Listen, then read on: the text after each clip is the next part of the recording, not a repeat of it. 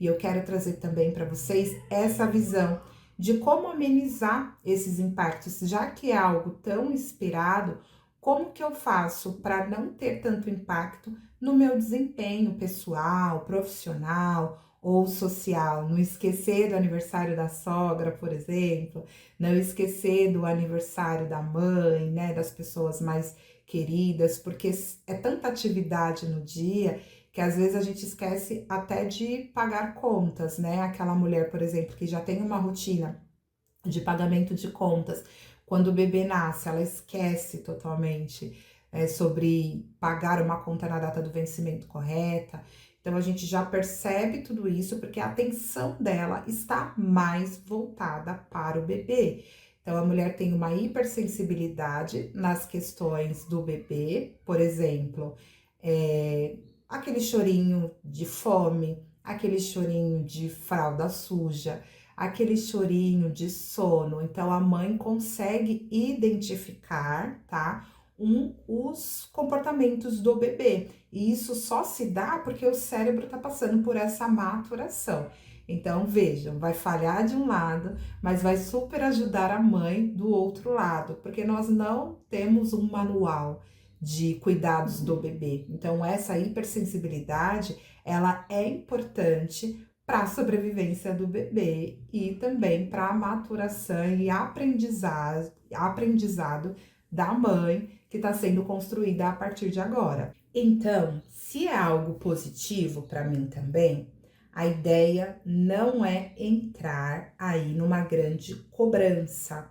A mulher, ela começa a perder um pouco da memória, algumas mulheres, e isso traz muita irritabilidade nelas, e elas não conseguem fazer essa aceitação, tá? Por isso a importância de buscar informação, entender o que está acontecendo com o seu corpo, para que os impactos eles sejam menores na minha forma de lidar com aquilo, no meu processo de aceitação, que isso vai me ajudar a não desenvolver algum outro transtorno.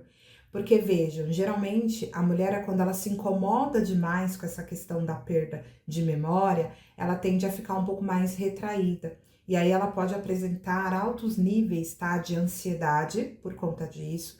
E em alguns casos até desenvolver a depressão ainda na gestação. Né? A gente sabe que hoje alguns estudos já apontam que a depressão ela não acontece só no pós-parto. Ela pode acontecer também no período da gestação, chamado depressão periparto, né? Que tá ali dentro, em torno da gestação e no pós-parto. Algumas mulheres conseguem aí o tratamento quando descoberto na gestação, dessa depressão, ainda na gestação e não evolui para uma depressão pós-parto. E tem algumas mulheres que, se não descobrir ali, né? Se não ter o diagnóstico ainda na gestação, que pode acontecer também de não iniciar na gestação e sim no pós-parto, e aí ela vai ter aí um pós-parto um pouco mais complicado. Então, veja, o período de aceitação dessa perda dessa memória também é importante de uma maneira emocionalmente falando, de uma maneira psicologicamente falando. Se eu sei que há uma alteração esperada, eu vou levar de uma maneira mais leve. Então, aproveita esse momento para rir desse momento, que é um período transitório. A gestação é um período transitório. E com o tempo, a sua vida, ela vai se tornando aí mais encaixada nesse novo eu. Porque não volta a ser como era antes. A gente sabe disso. Porém, a gente começa a dar um novo formato do meu eu. O meu eu materno. E aí eu começo a ter um pouco mais de aceitação e eu começo a blindar, né, o meu sistema, que já está mais predisposto a desenvolver alterações emocionais significativas. Eu começo a ajudar o meu sistema a não chegar numa ansiedade maior. Então vamos trazer com leveza, né? Esse já é uma das primeiras dicas que eu trago para vocês, tá? Para amenizar os impactos dessa falha de memória, é trazer com bom humor, trazer com mais leveza, entender que faz parte aí do meu processo.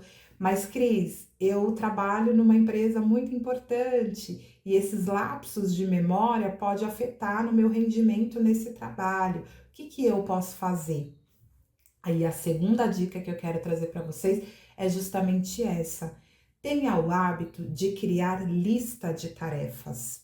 Então, uma listinha ali, por mais que seja simples, né? Por exemplo, você mulher que sai do trabalho, que durante a semana do trabalho gosta de trocar bolsa, então sabe que pode esquecer algum objeto na bolsa anterior.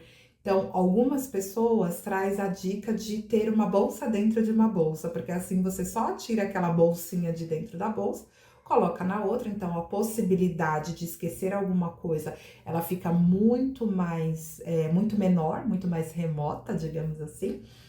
E a gente também consegue olhar ali os pontos de tarefa. Então é simples.